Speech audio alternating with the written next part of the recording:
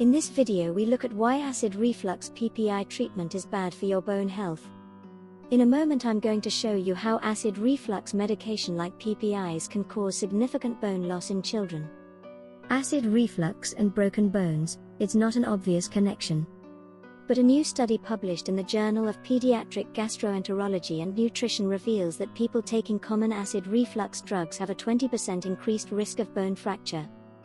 Proton-Pump Inhibitors, PPIs, are a type of medication that can be used to reduce stomach acid and relieve acid reflux and GERD symptoms. The research found that proton-pump inhibitors, PPIs, could disable children through causing bone fractures. The team studied children between 6 months of age and 15.5 years of age. All had previously been given PPIs. The team compared those children that had been given PPIs to those that had not. They checked which kids had been hospitalized with bone fractures in the following 2 years. They found the kids who had been prescribed PPIs were 20% more likely to experience fractures soon after the PPIs. This was especially true for kids who had been prescribed long-term PPI use. But it gets worse. Fractures aren't uncommon in children.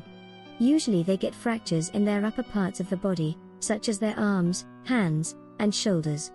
However, the PPI kids were different. They were more likely to suffer from leg and spinal fractures. In other words, the PPI kids suffered more serious fractures than non-PPI kids. Therefore, if you have children who suffer from acid reflux, it is much safer to adjust their lifestyles and diets than to place them on PPIs.